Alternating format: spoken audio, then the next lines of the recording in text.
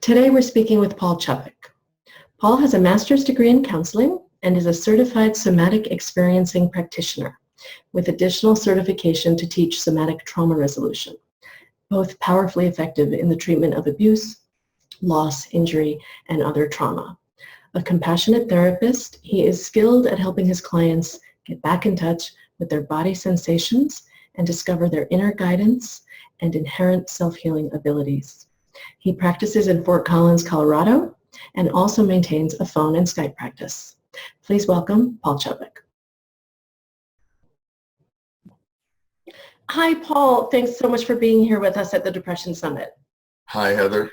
Good to be with you. Thank you for inviting me. Yeah, so I am so pleased you're here, honestly, because you do a kind of work known as somatic therapy or body-oriented therapy.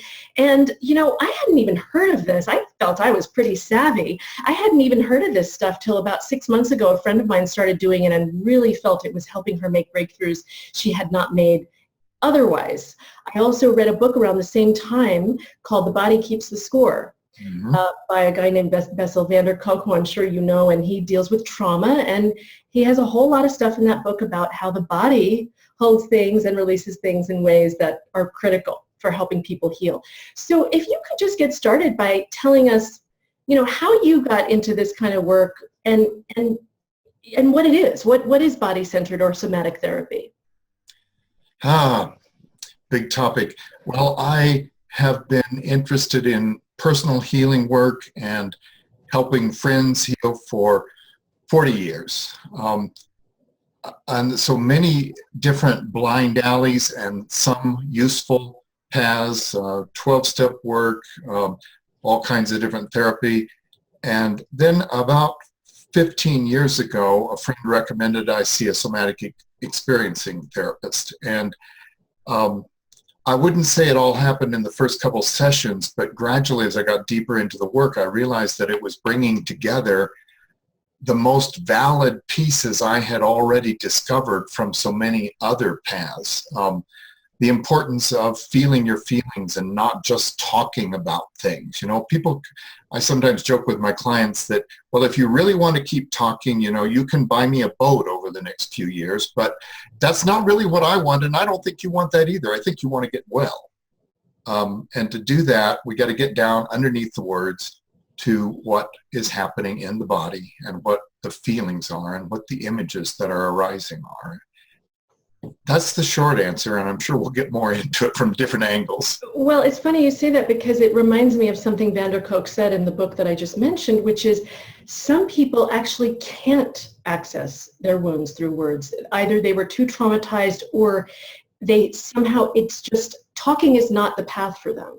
And so I just think it's wonderful to find this other place, especially for people who might have the traumas that are harder to grapple with. Some people have little or no memory of what even happened to them. And one thing nice about this approach is that it's not actually necessary that you know or remember or talk about the particulars of what was traumatizing to you. You can actually heal without that.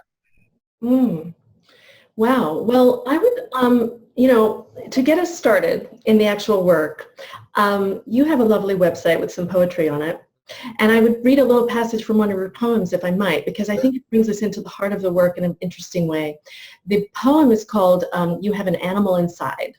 And it reads, part of it reads, "Your animal does not speak English. It is crying in wilder ways. Listen, right now, with gentleness and curiosity, as you would befriend a wild thing." So you're talking really about a part of us as humans that is possibly more animal in nature. Is that right? Yes. People often refer to the animal nature or the animal part of me, but really there's no difference. There's no split. We are animals. We are human animals. And a great deal of our life experience is animal in nature, meaning it is feeling oriented. It is the kind of consciousness that we imagine probably that wild animals have. Now there is definitely a part of us being human that is not that. That is kind of the way you and I are communicating, although we're communicating already at different levels, but words and ideas, we're enjoying words and ideas right now, and that's all very wonderful. It's not where healing primarily happens, however. That happens at the level that the poem refers to, feeling in wilder ways. So I would ask you then about the background of this work. I believe a man named Peter Levine sort of founded it based on this revelation he had with a patient and the imagery of a tiger. Can you get into how he started this line of thinking, which we're talking about, which is this more primordial or animal instinct that lies within us?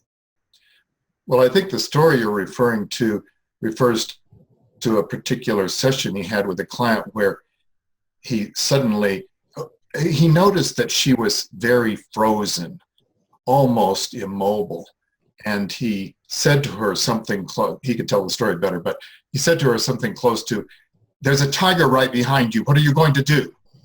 In that kind of alarmed voice. Now, whatever inspired him to do such a crazy thing to a very fragile client, who knows, but it did. And it worked because it brought her out of her frozen, immobilized, fear, numb state into a state of active fear, and he could work with that.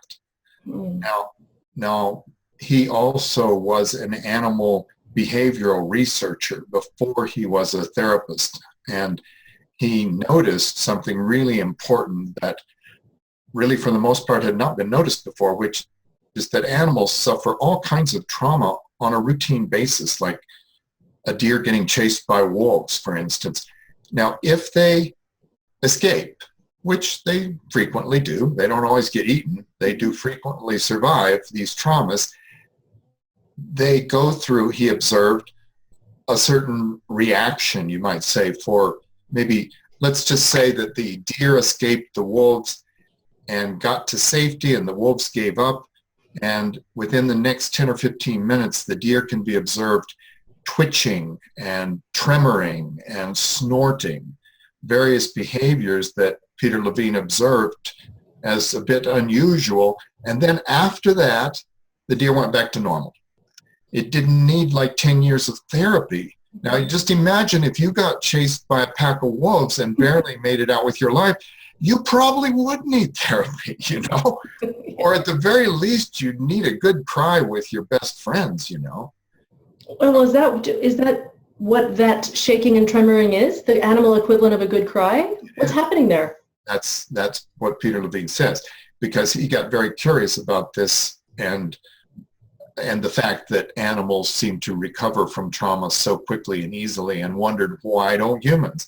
He started looking more closely at it and found that humans that allow themselves this kind of discharge in quotes, this tremoring, crying, laughing, shaking, a number of different behaviors that are very body-oriented, that humans that allow themselves this after a loss or a trauma generally can recover quite quickly. Problem is, we have this big cerebral cortex up here and 10 million ideas about what is proper behavior, and a lot of cultural and familial stuff that says that'd be really weird. And if I cry too much or if I shake, people will think I'm weird. And I would say, as you say, within families, for small children who are really paying attention to what their parents seem to like or don't like, parents give the signal that we like quiet and everyone being nice. And that's right. Yeah. Even sometimes very strong parental injunctions such as "don't cry." You're going to get my animal here. That's okay. Note to audience, Yeah. Paul and I both have an animal with us. I have a dog who might start snoring, and I'm already embarrassed if that happens. Yeah. So yeah, we get these injunctions, we get these familial standards about what's okay and what's not okay, and a lot of times the strong feeling expression or the sudden quick flash of anger is forbidden to children. So we learn to tamp that down pretty quickly, and that makes it harder for us to recover from trauma. And then I think if I'm understanding it correctly, the idea is that the trauma is stored. That's Because the trauma is not released or allowed to be released. It's stored. And over the years, quite a bit of this can be stored, right? Yes. Yes. Okay, so let's get back to that animal thing. I love this idea that you're talking about, that the animals actually have a sort of instinctive understanding that's smarter than we are, if you will. I know, I think in Levine's work, he talks about the fight, flight, or freeze states. And can you talk about those with humans and how am I correct in understanding that a human being could have either or one of those three states that is the thing that tends to get stuck in them? Yes. The fight and flight, most people have heard of this. It's been around our culture for several decades, that these are the survival instincts. You know, we make these quick instinctual judgments about whether to fight or whether to flee and our best chances for surviving. What's a little less known is that when those don't work, like if your threat is too big or too fast or too powerful, and fleeing, you aren't fast enough, and fighting, you aren't strong enough, or if it comes on repetitively, like with childhood trauma, then fight and flight don't work. Then that's where freeze comes in. Now, freeze doesn't mean you go into a coma. Freeze for a human being typically means that you kind of become invisible. You don't offer your opinions very much, and you speak a little more quietly and a little more tentatively. I don't want to do this too much, or your microphone might not hear me, but you understand. I understand, yeah. So, in other words, being fully alive and fully expressing yourself is not happening. And yeah, go ahead. Well, actually, that would bring me to my next thought, which is in this line of work and in the somatic work that you do, how do you perceive of depression then? Depression can well be perceived as a freeze state. And indeed, many, if not most people who are depressed will talk about feeling shut down or numb or wanting to sleep all day or just wanting to eat, or these various ways that the body feels when it doesn't feel free to be fully alive. And, you know, it's like the opposite of dancing around the room or laughing gleefully or joyfully listening to music. It's none of those. It's being subdued. It's not having a whole lot to say or feel or do. But there are strong feelings going on. You know, a depressed person may talk about how they just feel like they can't cry because if they started crying, they'll cry forever. Well, can I share with you something? Because I have struggled with depression, and I have spoken about this, that I used to, in my 20s, refer to it as the dead feeling. Yeah. Dead feeling inside. And that was the best way I knew how to describe it. Now, I actually had a moment in college, I'll share, because you just made me think of it. I went out, I felt like I needed to cry so badly, and I had totally lost the ability to cry because I'd shut it down for so long, that I went to the movie rental store and I rented Bambi because I remembered. That's a good insight. I put it in and I was like, well, okay, the baby's mom died. I still couldn't do it. So yeah, I think that's the problem we have when we're in this state, is it's not just that the feelings have gone away and the dead feeling has come along, but it's almost like we can't remember how to access all that stuff, the life force. We can't find the switches and the levers. Right. So so enter a somatic therapist. What happens? You know, it's more an art than a science, but I can explain where it starts. So let's just say you said to me in a session, you know, I remember I used to be able to cry. I'd put on Bambi and it worked every time, but that was 10 years ago and now I can't cry anymore. I just feel so shut down. I might say to you, what part of your body feels the most shut down? How does that feel right now? What do you notice right now in your body when we talk about this? So this isn't trickery. What I'm doing is causing your attention to shift downward into your torso. You're probably going to most likely center in your heart, center your attention, in your heart area or your belly area or your solar plexus. Those are the major feeling areas. though certainly we have emotions in other areas too.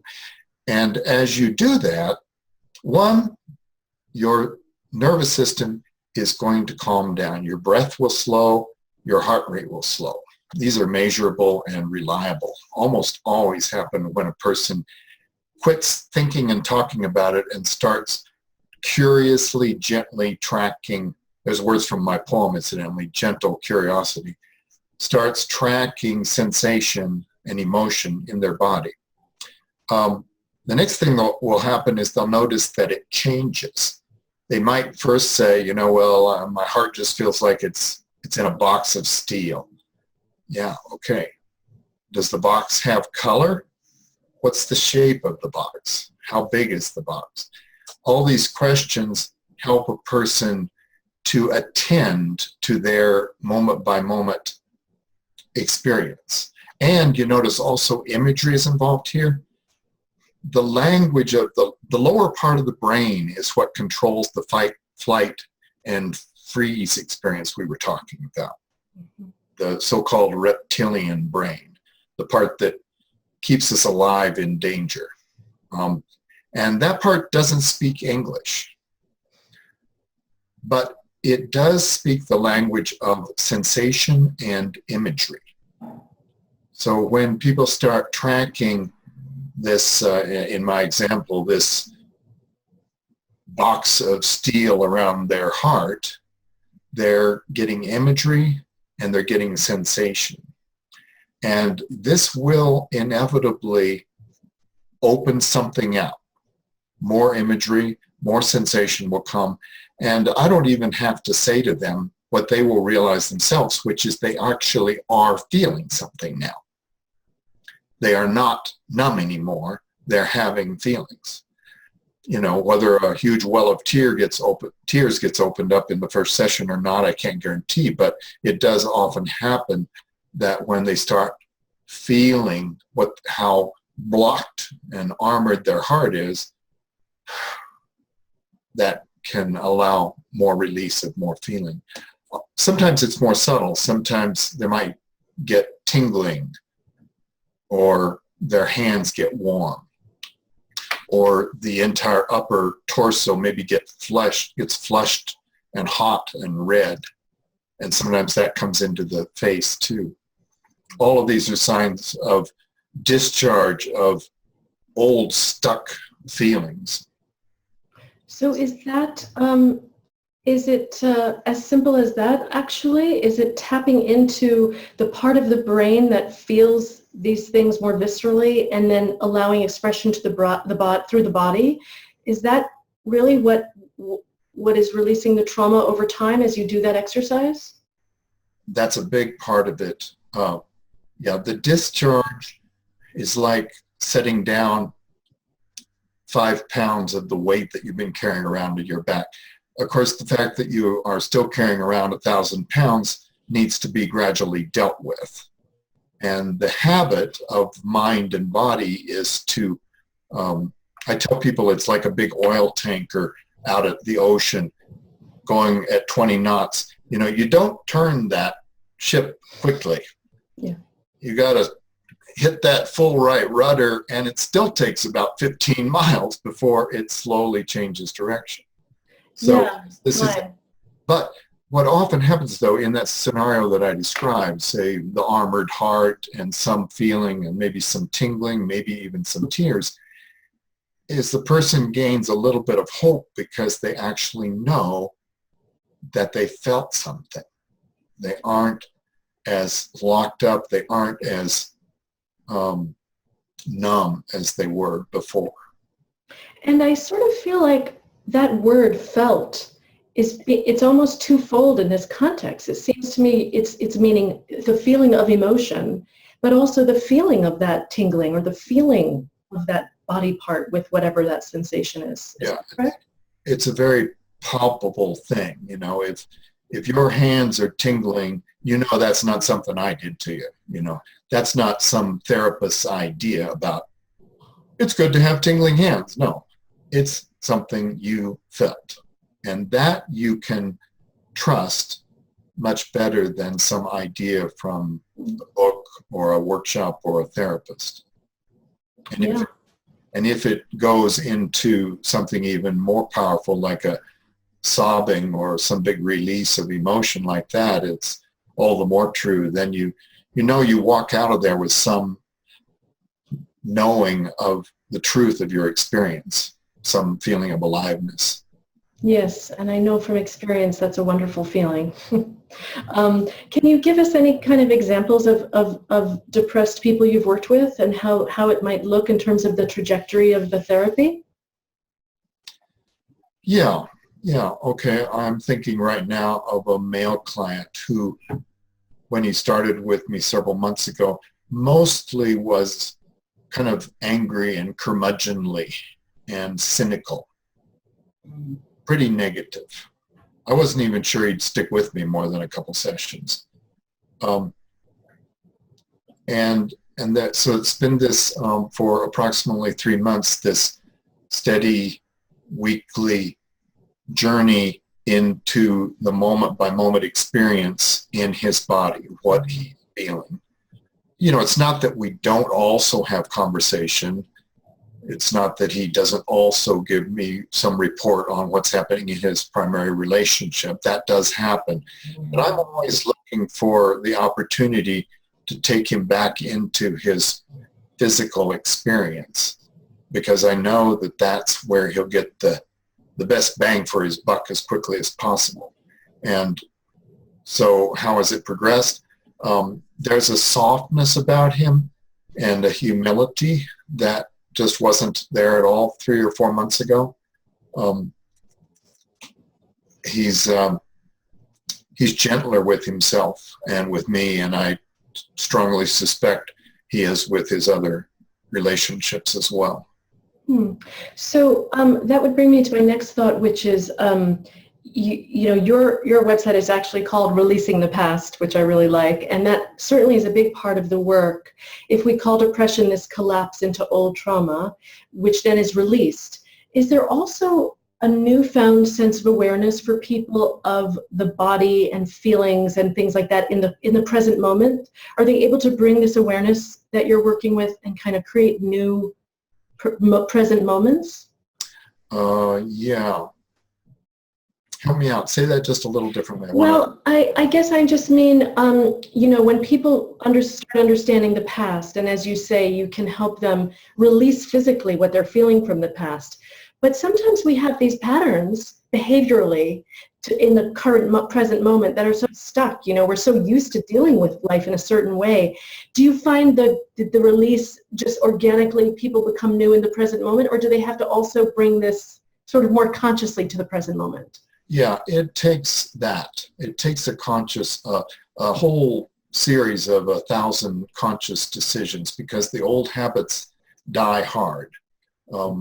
You can call them ego or karma or whatever you like, but the tendency, let's just say a very, very common thing in our culture is people feeling like they don't like themselves. And, they have all manner of criticisms and reasons they don't like themselves. And that inner conversation of self-dislike keeps the whole darn framework in place, because the body hears, I don't like myself, in very much the same way as if I had a friend walking right beside me berating me. And I kept that friend around,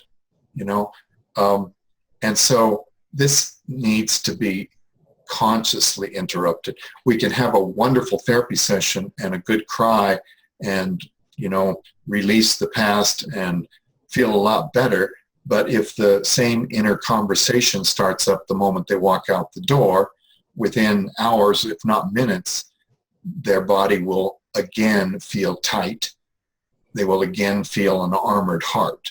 However, having said that, they may also likely notice the difference, because they actually had an experience that was very palpable and trustworthy of feeling something different than that, and feeling how good that felt to be a little more alive.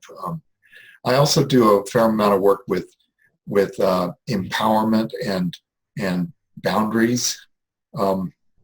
that is fairly physical in nature, helping a person to actually feel the limits and the reality of their field and their boundary. And when a person is able to feel that, and they do pretty much 100% of the time when we do these exercises, they feel more alive. They feel more empowered.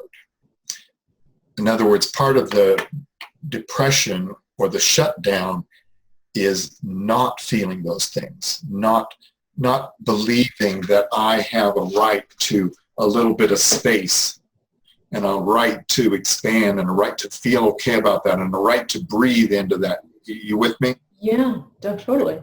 If the way that I'm shut down makes me feel like it's just barely okay for me to breathe, that's a burden. That's a reason to kind of stay little. So we do some specific things that when a person has those experiences, they're liable to want to be there again. And that desire helps motivate behavioral change. It's funny, what you just did really gave me a hit of my old acting training when we would do animal exercises and different, the teacher might tell us to walk across the stage as a gazelle or as a lion, and inhabiting those different physical beings would of course make us feel completely different, and it was a tool we learned. Will you also give people exercise work that stretches them in terms of how they're used to using their body or feeling their body? I do frequently give homework, and it's very much an intuitive thing. I don't have a set of 10 homework exercises. I give every client the same. In fact, sometimes I'll send a client out the door saying, I think something's coming, but I'll email you later because right now it hasn't arrived yet. And I will frequently get a little blip of inspiration and make a suggestion by email later on the same day of the session. Well, I like your style because that's probably more tuned in, if I had to guess, than something you would just lift out of a book. Yeah. Can we talk about other types of movement work for a moment? I'm just curious if, as someone starts working with you and getting more connected to that part of the brain and their body and how they're moving and how they're taking up space, as you say, are there complementary types of movement work such as yoga or I don't know, I know even some people do like improv or theater work to further enhance this newfound awareness. Is that part of the work? Yes, but one must enter into that sort of thing with a certain amount of careful discretion. And I would say more than recommending a particular movement modality, I might recommend a particular teacher if I knew how they worked. Just to take yoga as an example, though, since you mentioned that, some yoga teachers will facilitate exactly not the kind of awareness that I want to cultivate in my clients. And that would be to imitate the postures in the book or imitate the postures on the video or the way the teacher's body looks. All this is external to the student. And if they do this, they're likely to injure themselves, and they're doing it without bringing greater awareness into their own bodily experience in that moment. Now, if they instead have a teacher who's very much saying things like, okay, now we're going to do this posture, and I want you to feel how your hips feel in this posture, and I want you to feel where your stretch is, and I want you to go to that edge and let your body tell you when to stop. Only you know. Now, if those were the teachings, then that'd be something I could support, because that would be congruent with bringing the students or clients' awareness more and more into listening to themselves. So they're less likely to injure themselves, and they're more likely to release the past that way. Wow. And so it could be dancing, or it could be any other kind of movement, but it also could be taking off your shoes and walking across the stream, and what those things could all have the right thing in common, which is helping a person to feel present in their body. And it sounds like what you said about that different, well, a yoga class that did it one way versus a yoga class that did it another way, it sounds like you want the person to be the agent of their experience and the feeling. Yeah. So it's not being laid over them, but rather it's welling up organically inside of them. Is that correct? Yep. So actually, that brings me to a thought about some kinds of yoga, which is partner yoga. Is there movement somatic therapy that is ever done in groups? Or partners, perhaps, like two people who want to experiment with that in a setting with another person? It's not something I have specialized in, but there is a man named Stan Tatkin who's done some wonderful work that kind of takes the somatic experiencing view of the nervous system and takes it into couples work, relationship work. Mm-hmm. And I think he's done beautiful work. He's got a book called Wired for Love. And I really like his work, and I find it very congruent. What they have in common with the work that I do is it's this understanding that I shared earlier when you asked me about Peter Levine, the understanding that we are animals with nervous systems that sometimes get a little haywire because of trauma. And it's not primarily a psychological problem. It's not primarily a personality problem. It's primarily you got to get your nervous system working again so it doesn't feel constantly in a state of fight, flight, or freeze. Can I give you one more little metaphor I kind of like for this? Oh, please. It's like, I'm kind of a fan of old World War II movies. It's kind of like they sound the air raid sirens and everybody goes on high alert, but nobody ever sounds the all clear. Mm-hmm.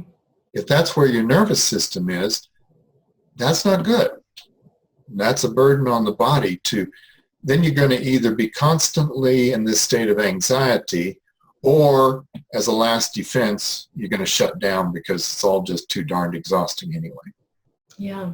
I had a therapist who I think along those same lines said that she has to sometimes ask patients, when did you know it was over? That's a very good line. Because it sounds like what you just said, if it's just still sort of hovering in there or rattling around in there, of course the anxiety will reside if there's some part of the person that feels it's still happening. Yes, well, a therapist that asked that question has to be prepared for the answer being, it's never been over yet. And if you're prepared for answering that, getting that answered, then it's a good question to ask. But I have gotten that answered. It's not over. It's going on right now. In other words, the bombs are still falling. I'm still at war. Mm-hmm. And do you feel from your experience that by coming to root in the body in the present moment, it can be felt that it is over? Yes. I've got a small book that I offer on my website for a free download called The 4 Keys to Healing Trauma. And the first of those keys is resourcing. Resourcing is all about recognizing what actually is good and safe and calming in one's life. And although that can be challenging for some people, I haven't yet met a client or a person in a talk I'm giving that can't find at least one thing that when they think about it, their nervous system will calm somewhat. It might take them a couple minutes. It's a lot easier for a person who hasn't suffered a lot of childhood trauma, and it's a lot harder for a person who has, but everybody can do it. Right now the sun is shining in my window, and if we were to dare to take a 10-second pause, I would just go, oh my God. It's like, that's a resource for me. I can feel that. And so people can find resources. Do you like that painting on the wall behind you? Yes. Yeah. I would suspect, given that painting and your dress bear a certain colorful resemblance and a red picture behind you, I'm just picking up a certain resourcing pattern. I mean, am I right? Is that? Yes, because I have suffered from depression, as I mentioned. And so now that I'm not, it's very important for me to have vibrant things.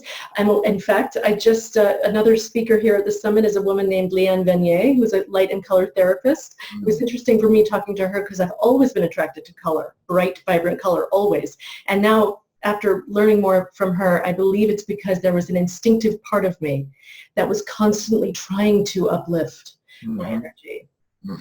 Because it was not doing it organically, because I had collapsed inside. Now listen, you mentioned the book. We have to wind down in a few minutes, but you've piqued my interest. Can you say what the other 3 keys are? Yeah. Hey, you don't have to go out there right now. I don't want to frustrate you. I'm curious. Okay, the other 3 keys are presencing, which means, we've referred to it already, calming, breathing, becoming present with the moment-by-moment experience in the body. The third is reframing to gain perspective, discovering that things are not always as they seem, and that it is possible, without any kind of self-deception, to look at things through a different and new frame. That's a certain life skill, and it's part of healing. And then the last is processing. Harder to explain in one easy sentence. Has to do with the noticing that when we become present with our feeling level experience, that major feeling shifts can happen that will allow us to view our external world, like our relationships, in a very different way, but quite spontaneously, not in some controlling fashion, but just, oh my God, I feel differently. There is a certain amount of mystery involved in change, isn't there? Yeah, and I'm keenly aware that that explanation I just gave you in about 1 minute flat was not adequate. I would offer people the free download at my website. That's what the book's for. Some people might take you up on that. So let's talk about your website. Actually, as I said, it's called Releasing the Past, which I think is a great name. And you were telling me in a prior conversation that you see you have a practice in Colorado. Is that right? Physically in Colorado, but that you've also started seeing people via Skype. Can you talk about doing somatic work through the internet? I'm curious about what that's like. Yeah. Well, first, somatic work is not primarily about touch. I very rarely touch my clients, even when they're here in the room. So just to make that distinction, it's not body work as in massage. So first, the fact that, you're 1,500 miles away doesn't matter. The second thing is that good healing work is primarily about awareness and connection. And, you and I are making pretty good eye contact right now. Yeah, no, it's true. It's like just mysterious. And I have to say, before, when you got really big and you expanded, or when you hunched down, I felt like I was very viscerally connected to you. Yeah, right. Yeah, that's the experience. I'll tell you a short story. Some time ago, without going into details, let me just say that I frequently do a certain boundary approach exercise where I'm approaching the client and letting them have the experience of how it changes with the distance between us. Now, when it became apparent to me that a client I was working with via Skype really needed this kind of work, I thought, how am I going to do this, So I thought, okay, well, I'm adventuresome. So I just turned the webcam around to face my empty room, my room that had some movement space. And I walked over to the far side of the room, and I did the exercise exactly in the same way, except for the fact that they were well over 2,000 miles away. And everything else I did exactly the same, including helping them to know and to know what was going on in their body, to feel when I approached. I actually did not know if it would work at all. Because I was under the assumption at that point that what made that exercise powerful was the physical proximity of two people and the ways that those energies interact, for good or ill. You follow what I'm saying? Yes, yes. In other words, if your boundary gets too close to mine, one or both of us is going to feel uncomfortable, right? Okay, so that's what we're working with. But then what I discovered is that it worked 100% as well over Skype as it did in person. That's remarkable. That tells you something about the human consciousness. I can't even explain it exactly, but it worked. Wow, that's magnificent. Just in terms of people having access to different practitioners and knowing that space increasingly as this technology kind of continues to advance, that we're less dependent on physical space. That said, some people I know do like finding a bricks and mortar person in their community. Is there a resource that they can use to find someone who works in somatic therapy?